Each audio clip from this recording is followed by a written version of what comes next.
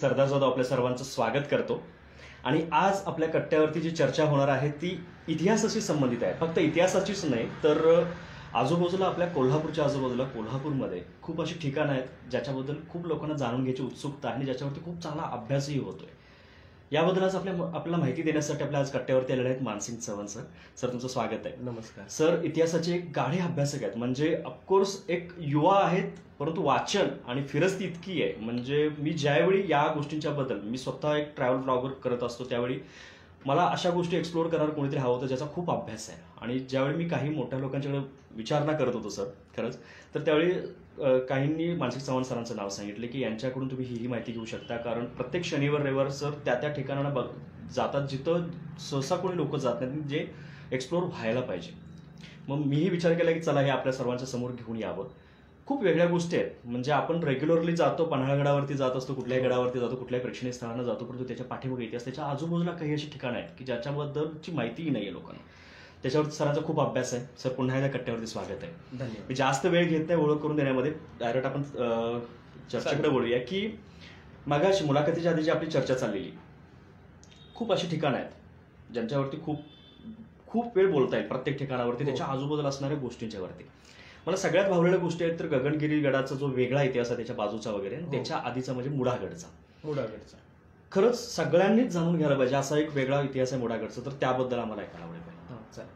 कोल्हापूर जिल्ह्यातील पश्चिम बाजूचा हा मुढागडचा किल्ला आहे. कोल्हापूरच्या घाटमार्गांवर जे किल्ले आहेत, कोल्हापूरच्या ज्या घाटमार्गांवर अनेक किल्ले आहेत, म्हणजे कोल्हापूरमध्ये 13 किल्ले आहेत. पन्हाळा, विशाळगड, गगनगड, मुढागड, रांगणा, पारगड, कलानिधी, महिपाल, गंधर्व, सामान ह्यासारख्या किल्ल्यांमध्ये शिवगड, मुढागड ह्या सुद्धा किल्ल्यांचा समावेश होतो. आता मुढागडचा किल्ला हा कांजिर्डे घाटावर लक्ष ठेवणारा अत्यंत महत्वाचा किल्ला आहे. म्हणजे मुढागड हा कुठं आला तर आपण सर्वजण बरकी धबधब्याला जातो, बरकीला जातात, परंतु त्याच्या शेजारी मुढागड आहे. बरकी धबधब्यातून जवळच पडसळीचा डॅम आहे.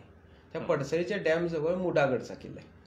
म्हणजे पडसळी गावातून आपण चालत आत वाटडे घेऊन जावं लागतं, घनदाट जंगलामध्ये तो आहे. तो मुढागडचा किल्ला कांजेड्या घाटातून येणारे जे व्यापारी मार्ग आहे कांजेडा, आणि जवळ त्याच्या अनुस्कुराचा घाट लागतो. प्रसिद्ध झालाय अनुस्कुरा घाट हा राजापूरला होतो, आणि राजापूर ही पूर्वीपासूनची व्यापारी महत्वाचं बंदर होतं. म्हणजे व्यापाऱ्यांसाठी तो मुढागडचा नाही, व्यापारी मार्गातून येणारी वाहतूक होती. त्या वाहतुकीतून कर स्वरूपात किंवा त्या वाहतुकीला संरक्षण देणे किंवा कर स्वरूपात महसूल गोळा करणे, ह्या घाटमार्गांवर किंवा टिहाळणी करणं, शत्रू कोण वर चालून येतो का देशावरती कोकणातून, ह्या सगळ्यांवर लक्ष ठेवण्यासाठी हे घाटमार्गांवरचे किल्ले महत्वाचे. त्यात मुढागडचा समावेश होतो.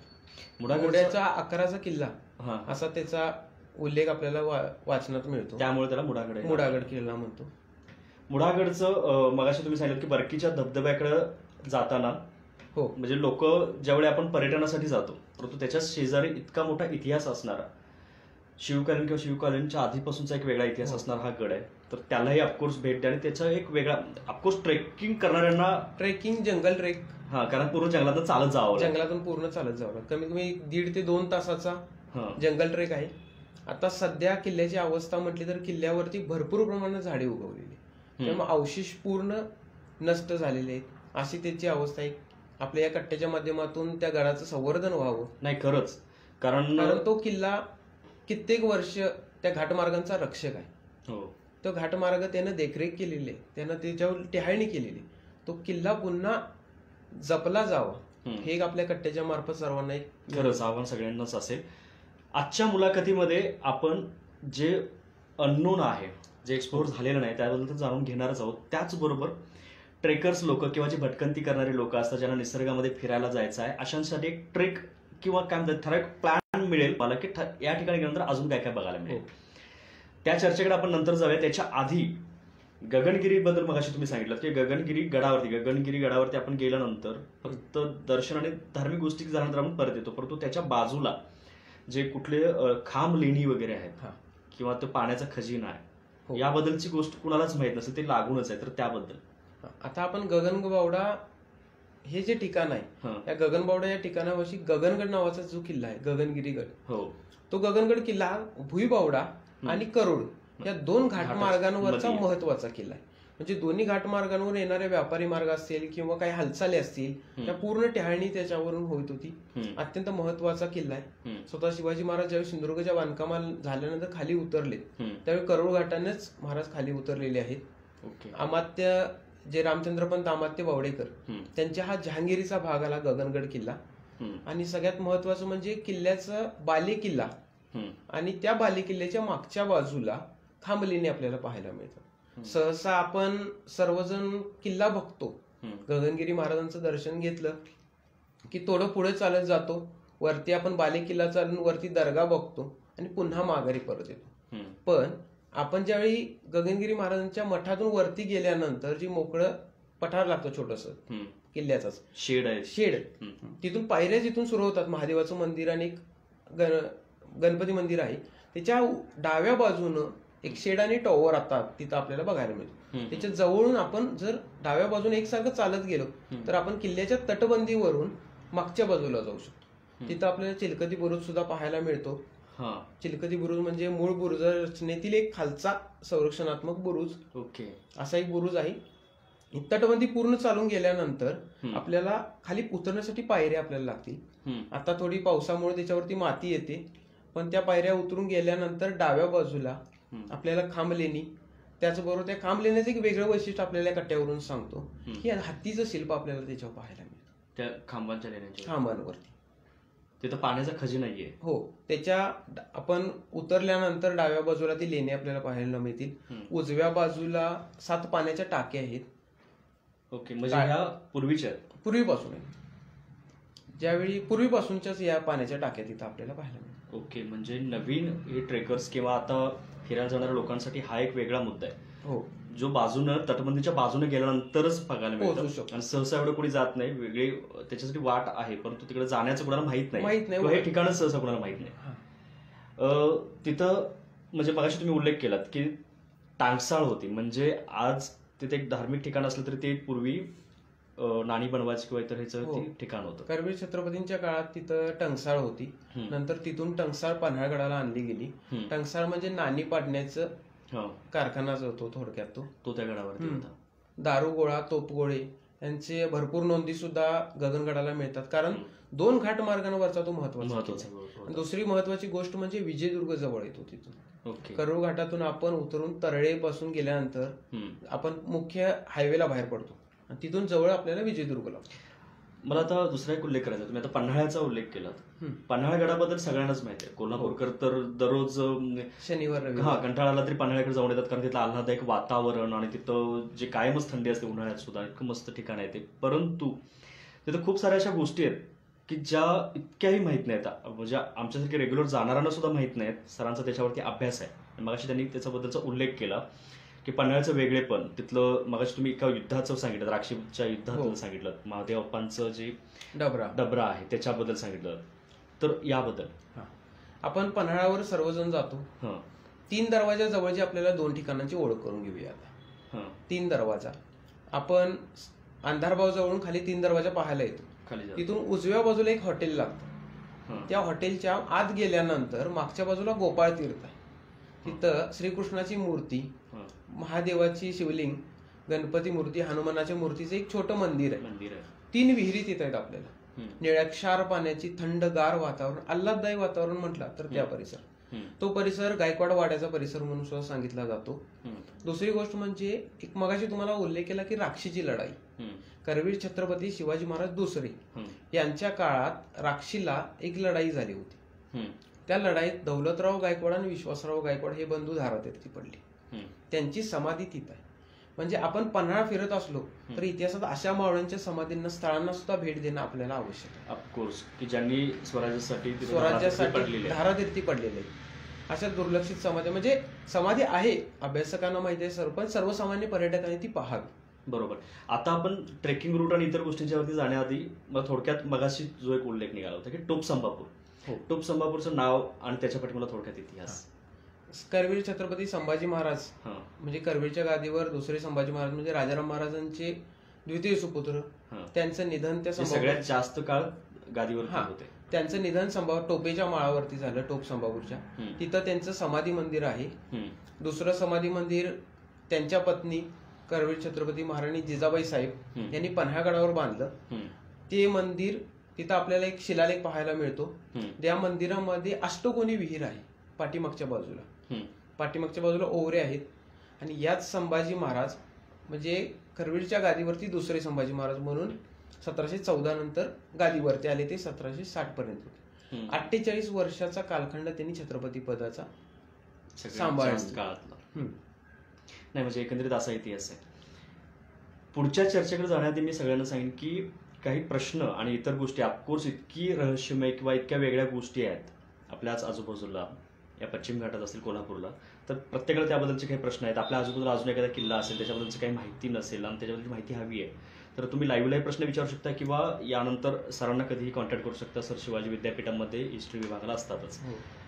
थोडक्यात सर आम्हाला एक काय म्हणतात एक ओव्हरव्ह्यू असा ऐकायचा आहे की कोल्हापूरमध्ये अशी महत्वाची जी ठिकाणं आहेत त्यांच्याबद्दल. मग तुम्ही नरसोबाच्या वाडीचा थोडक्यात उल्लेख केला. आपण सर्वसामान्य पर्यटक नरसोबाच्या वाडीला दत्तदर्शनाला निघतो आपण, पण त्याचबरोबर शिरोळमध्ये शिवाजी महाराजांचं तख्त आहे. तख्त हारांनी साहेबांनी तिथं तख्त म्हणजे तख्त म्हणजे गादी असते, एक छोटे तख्त आहे तिथं. तोप सुद्धा तिथं आहे. दसऱ्याला तोपेची सलामी दिली जाते, तिथली परंपरा स्थानिक. त्याच्या जवळ एक खासगी मालकीचं आहे दत्त मंदिर बघण्यासारखं आहे. म्हणजे शिरोळच्या तख्ताजवळच ते मंदिर आहे. तिथून आपण नरसोबावाडीला जातो. नरसोबावाडीला जाताना पुढे कुरुंदवाडकडे जाताना आपण कृष्णा आणि पंचगंगेचा संगम बघावा. परत कुरुंदवाडचा घाट पाहण्यासारखा. त्यानंतर आपण पुढचा प्रवास झाला निघतो की खिद्रापूर कोपेश्वरला. म्हणजे आपण वन डे ट्रिप जर आयोजित केली घरगुती कौटुंबिक, तर अशा सर्व ठिकाणांना आपण भेट द्यावे की लहान मुलांना या ठिकाणांची ओळख झाली पाहिजे. कारण प्रत्येक ठिकाणाला काहीतरी ऐतिहासिक धार्मिक परंपरांचा काहीतरी वारसा आहे आणि प्रत्येकाची काहीतरी वेगळेपण आहे की जे वेगळं वैशिष्ट्य आहे. दुसरे काही अशी ठिकाणं सांगितले तुम्ही, ते सांगितलं. त्याचबरोबर कोल्हापूरच्या आजूबाजूचं चंदगड कटली काही मुद्दे सांगितले. नेसरीचं प्रतापराव गुजरांचं स्मारक आहे. वेडात मराठी वीर दवडले सात तेही आहे. आपण नेसरी गडिंग्लज त्या भागात गेलतो, त्या स्मारकाला कधीही जावं हे सगळ्यांनीच. कारण एक महाराजांचा शब्द होता, भलोल कानास गर्दीस मिळवल्या बघा आम्हास तोंड दाखवू नका. म्हणजे प्रतापराव गुजर अवघ्या 7 मावळ्यांनीशी भलोल खानावरती चालून गेलेत आणि नेसरीच्या परिसराच्या खिंडीत लढाई झाली. तिथं हे 7 वीर धारातीर्थी पडले. त्या 7 वीरांचं स्मारक नेसरीमध्ये आहे. नेसरी गडिंग्लज परिसरात आपण पारगड, गंधर्वगड, कनानिधी, महिपाल हे किल्ला आपण त्या परिसरात पाहू शकतो. चंदगड, गडिंग्लज, आजरा या परिसरात आपण नाही. ही तो तर रूट एक वेगळाच आहे. म्हणजे सगळं जंगल आणि निसर्ग खरंच ते एक वेगळं आहे. रांगण्याबद्दल, कारण सध्या रांगणा जसा आपला इकडला साताराकडला वासोटा आणि इतर ट्रेकसाठी झालेला आहे ना, तसा रांगणा कारण ठराविक ठिकाणापर्यंत गाडी जाते, तिथून पुढे चालत जावं लागतं आणि एक वेगळं वैशिष्ट्य आहे त्याचं. म्हणजे जसं मला तुम्ही म्हटलं की प्रत्येक गडावरती चढावं लागतं, हा गड आहे की ज्यात उतरावं लागतं. रांगणा किल्ल्याला आपण बुदरगडला गारगोटी बुदरगड मार्गे पाटगाव मार्गे आपल्याला रांगण्याला जावं लागतं. पाटगावला गेल्यानंतर पाटगावचं धरण लागतं. तिथून पावसाळ्याच्या काळात गाडी जात नाही, उन्हाळ्याच्या काळात आपल्याला गाडीनं मार्गाने जाता येतं. जंगल ट्रेक सुरू होतो गाडी मार्गाचा. ते आत पूर्ण भटवाडी, तांब्याची वाडी ही गावं लागतात छोटी छोटी जवळपास. आत पूर्ण गेल्यानंतर जंगल ट्रेक झाल्यानंतर एक चौकी लागते छोटीशी.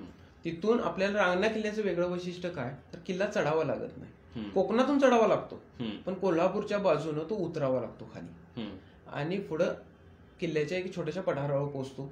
एक मोठा भक्कम बुरुज किल्ल्याच्या संरक्षणासाठी तिथं उभा आहे. त्याच्या डाव्या बाजूनं किल्ल्याचा पहिला गोमुखी दरवाजा लागतो. किल्ल्यावर अनेक वास्तू आहेत. पहिला दरवाजा, दुसरा दरवाजा, हा वाडा आला मुख्य दरवाजाजवळचा, रांगणाई देवीचं मंदिर आलं. आणि रांगण्या किल्ल्याचं वेगळं वैशिष्ट्य म्हणजे त्याला माची आहे. म्हणजे माची म्हणजे काय की डोंगराचा सुळक्यासारखा भाग तटबंदीनं संरक्षित केलेला असतो.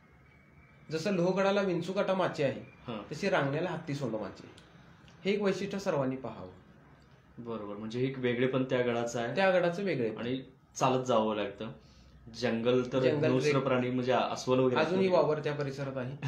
त्याचबरोबर रांगणा किल्ला करत असताना आपण पाटगावच्या मौनी महाराजांचा सुद्धा मठ पाहावा. तो एक उल्लेख आहे, कारण छत्रपती शिवाजी महाराजांनी स्वतः भेट दिलेली आहे. संभाजी महाराजांनी देणगी सुद्धा त्या मठाला दिलेली आहे. राजर्षी छत्रपती शाहू महाराजांनी शास्त्र जगद्गुरु पीठाची स्थापना जी केली, शास्त्र जगद्गुरु पीठाची स्थापना ती तिथूनच सुरुवात झाली शास्त्र जगद्गुरु पीठाला. आणि एक धार्मिक ठिकाण आणि एक शक्तीपीठ म्हणून ते ओळखलं जातं. त्या मठाचं एक वेगळं वैशिष्ट्य म्हणजे त्यातलं लाकडी जे काष्ठशिल्पाचं लाकडी कलाकुसर आहे ती बघण्यासारखी, हे एक सर्वांनी आवर्जून पाहावे.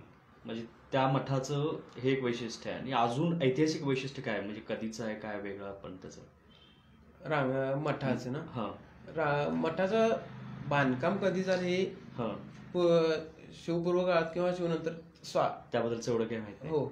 मौनी महाराजांच्या मठाबद्दल विशाळगडाच्या मगाशी आपण विशाळगड आणि त्याच्या शेजारचा तो माचाळचा गड, तर याबद्दल आता आपण सहसा विशाळगडला जातो. विशाळगड आता आपलं अवशेष बघितलं तर विशाळगडची रचना जर पाहिली तर आपण वाहनतळाच्या बाजूला तटबंदी दिसते. आणि दुसरे तुम्हाला आता मगाशी बोलताना बोललो की माचाळच्या बाजूला कोकणी दरवाजा आहे. माचाळ हा दुसरा गड आहे. तो कोकणाच्या हद्दीत येतो. एकदम छोटा किल्ला आहे, तो कोल्हापूरमध्ये होत नाही, पण तो कोकणाच्या हद्दीत येतो. 1702 मध्ये 1701ला ज्यावेळी औरंगजेबानं पन्हागडाला वेढा घातला आणि पन्हागड काबीज केला, राजाराम महाराजांच्या निधनानंतर स्वराज्याची जबाबदारी महाराणी ताराणी साहेबांवर आली. आणि त्यानंतर औरंगजेब स्वराज्यात उतरलाच होता. पूर्ण ताकदीनिशी स्वराज्य तो ताब्यात घेण्याचा प्रयत्न करत होता, पण त्याला यश येत नव्हतं. कारण पन्हागड तरीही आपल्या ताब्यातून गेला. त्याने विशाळगडला हल्ला केला. तर विशाळगडला हल्ला केला तर इकडच्या बाजूने म्हणजे आपण ज्या वाहनतळाच्या बाजूनेही केलाच, पण सगळ्यात जास्त हल्ला केला तर त्यांनी माचाळच्या बाजूने, म्हणजे कोकणातून माचाळच्या बाजूनी तोफा आणून कोकणी दरवाजाच्या बाजूला तोफांचा मारा जास्त झाला आणि विशाळगड जिंकण्याचा प्रयत्न केला. बरं, दुसरा महत्वाचा मुद्दा म्हणजे माचाळ ट्रेक करत असताना आपण विशाळगडचा किल्ला, माचाळच्या किल्ल्याचे अवशेष आणि पुढे मुचकुंद ऋषींची गुहा हे आपण ठिकाण एका दिवसात पाहू शकतो. म्हणजे माचाळच्या शेजारीच ती मुचकुंद ऋषींची गुहा आहे. पुढे माचाळचा किल्ला पाहून झाल्यानंतर माचाळ गाव लागतं आणि तिथून थोड्या अंतरावर टेकडीवरती ती मुचकुंद ऋषींची गुहा आहे. स्थानिक लोक सांगतात की तिथं जिवंत पाण्याचा झरा आहे आणि स्थानिक लोकांकडून मिळालेली माहिती अशी की ती मुचकुंद नदी तिथं उगम पावते आणि ती पुढे खारेपाटण मार्गे विजयदुर्गला जाते, अशी स्थानिक लोकांकडून मिळालेली माहिती. म्हणजे एकंदरीत असं आहे. तर रानमेवाचा पूर्ण खजिना भरपूर आहे. उन्हाळ्याच्या भटकंतीला रानमेवा भरपूर मिळतो. त्यामुळे आता तर लोक सुट्टी मिळाली की भटकंतीला जाणं, ट्रेकिंगला जाणं हे आहेच. आणि यातनं तुम्हाला तीही माहिती थोडक्यात मिळेल.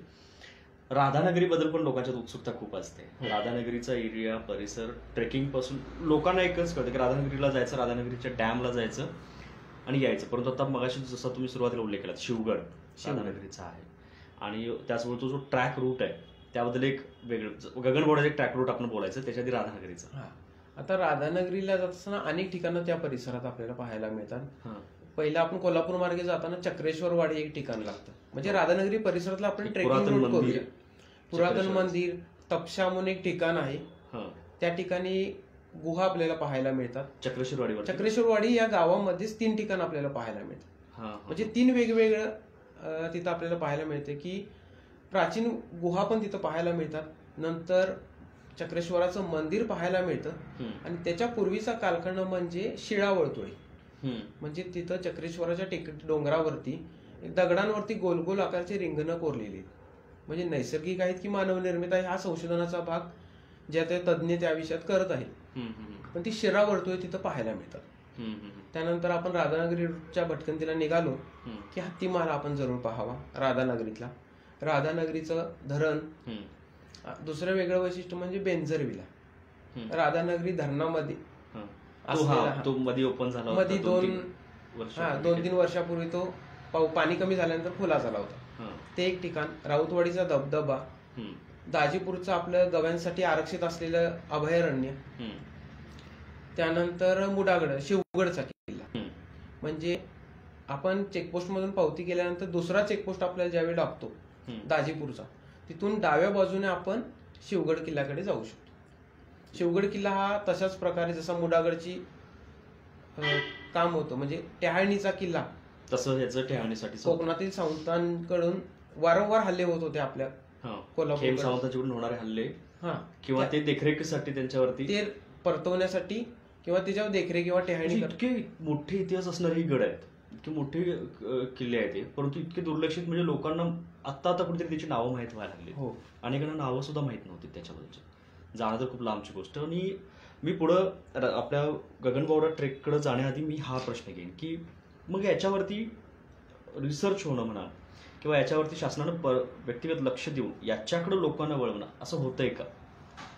तशा गोष्टीने जर राधानगरीचा विचार केला तर पर्यटनाच्या बाबतीत राधानगरीला भरपूर मिळतं. म्हणजे आपण ते वन विभागानं जर तसं नियोजन केलं तर मोठं पर्यटनासोबत माझा असा प्रश्न आहे की इतिहास एक्सप्लोर व्हायला पाहिजे लोकांच्या समोर. कारण लोकांना ठराविकच गोष्टीमध्ये इतिहासात तेवढ्याच माहिती आहेत आणि तेवढ्यावरतीच त्यांना वाटतं की हा एवढाच इतिहास आहे. परंतु इतका रिलेटेड इतिहास आहे प्रत्येक गोष्टींशी, तर तो व्हायला होतोय का? तशी अनेक जुनी पुस्तकं आहेत, त्यामध्ये त्याची नोंदी आहेत. माझ्या या कट्ट्यावरून अनेक सर्वांना विनंती आहे की वाचन वाढलं पाहिजे. आता मी जे आपल्याला मुडागड शिवगडाचे सांगितले हे आपली कोल्हापुरातच लिहिली गेलेली पुस्तक आहेत. त्यामध्ये आपल्याला जुनी पुस्तक आहेत, त्यामध्ये त्याची माहिती मिळते. आपण जेवढं वाचन वाढवल्यानंतर आपल्या भटकंतीचा सुद्धा आवड वाढत जाते. बरोबर. आणि अनेक ठिकाणांची ओळख होते. आणि दुसरी गोष्ट म्हणजे एका ठिकाणी आपण फिरायला गेल्यानंतर दुसऱ्या ठिकाणाची माहिती तिथून कशी घ्यायची ह्याच्यावर आपल्याला अनेक ठिकाणांची माहिती मिळते. म्हणजेच आपण ज्यावेळी मी शिवगडला गेलो त्यावेळी मला त्या परिसरात पठारं कोणती, फिरायसाठी काय, ह्याची जर अपेक्षित माहिती असेल तर तिथल्या स्थानिक लोकांशी आपण चर्चा केली पाहिजे. म्हणजे आपण एक ठिकाण पाहायचं असेल तर जेवढं आपण स्थानिक लोकांबरोबर चर्चा करेल तर अनेक ठिकाण आपल्याला पाहायला मिळतात. हे व्हायला पाहिजे. कारण तिथल्या लोकांना अजून काही गोष्टी म्हणजे त्यांच्या आख्यायिकेमध्ये दंतकथेमध्ये काहीतरी त्याच्याबद्दलच्या वेगळ्या स्टोरी असतील, हो, त्या सुद्धा जाणून घेतल्या पाहिजे. परंतु त्याच्यात आपल्याला ते ठिकाण कळते की या ठिकाणी हे अजून आहे, त्याच्याबद्दल अजून इतिहास माहित नाही लोकांना. म्हणजे मी खूप वेळेला आपल्याच एक टीम मधले इतिहास अभ्यासक आहेत त्यांना मी हाही प्रश्न विचारला होता की आमच्या इथं राधानगरीकडे धामोड म्हणून गाव आहे, त्याच्यावरती किल्चा म्हणून भाग आहे, म्हणजे तो किल्लाच आहे. त्याच्याबद्दलचा पठार, त्याच्याबद्दलचा इतिहास आम्ही त्या गावचे आहोत, त्याच्यावरती लोकांना इतकाही माहित नाही. म्हणजे त्याच्याबद्दल गुहा आहे, तिथं काहीतरी हे होतं ते होतं, परंतु त्याच्या पाठीमागे अजून मोठा इतिहास असू शकतो. खूप गोष्टी आहेत त्याच्यावरती शोध व्हायला पाहिजे. कारण शोध फक्त यासाठी नाही आहे की इतिहासाशी रिलेट करण्यासाठी, यासाठी की अजून काय आपलं वेगळं होतं जिथून म्हणजे आपल्याशी रिलेटेड आहेत त्या गोष्टी. तर त्यातून नवीन नवीन कळेल की आपली संस्कृती इथं पण अशी होती, इथं असं होतं, रिअलमध्ये असं होतं, या गोष्टी कळतील. चला पुढच्या प्रश्नाकडे जाऊया की आपला मगाशी गगनबावडा ट्रेक एक राहिला होता की जर आता मॅक्झिमम लोक निसर्गामध्ये जायला प्राधान्य देत आहेत, गगनबावडा त्याला जास्त प्रेफरन्सली येत आहे की आजरा वगैरे असेल, चंदगड असेल, त्याच पद्धतीने गगनबावड्याकडे लोक जवळ पडतो म्हणा. तर कसं करायला पाहिजे एकदम सगळी ठिकाणं कव्हर होतील त्यामध्ये? कोल्हापूरचा आपण कोल्हापूर ते गगनगड आपण वन डे सुद्धा करू शकतो. यामध्ये आपण कोल्हापुरातून निघाल्यानंतर साळवण नंतर सांगशी, तिथं सांगशी हे गाव लागतं. या सांगशी गावात एक रोडलाच एक छोटंसं मंदिर आहे, तिथं हालीदेवीचा शिलालेख आहे. त्यानंतर रामलिंग कळसंबे हे ठिकाण लागतं. तिथं एक पाशाणी मंदिर पाहण्यासारखे आहेत. पहिल्या टप्प्यात 2 दिसतात आणि ती 2 मंदिर, एक ध्यान मंदिर, 2 मंदिर दिसून एक गुहा, शिवलिंग, ते पाहून झाल्यानंतर मागच्या बाजूला आणखी 2 पाहायला मिळतात. ही 2 ठिकाणं पाहून झाल्यानंतर आपण आसळजला येतो, जिथं रामचंद्रपंत दामात्यांचा वाडा आहे. सध्या त्यांनी तिथं एक छोटं संग्रहालयही केलेलं आहे, पर्यटकांसाठी खुले केलेलं आहे. त्यामुळे तिथं आपण अमात्य घराण्याचा इतिहास सुद्धा आपण अनुभव घेऊ शकतो. आणि ते ठिकाण करून आपण गगनगडाकडे निघू शकतो.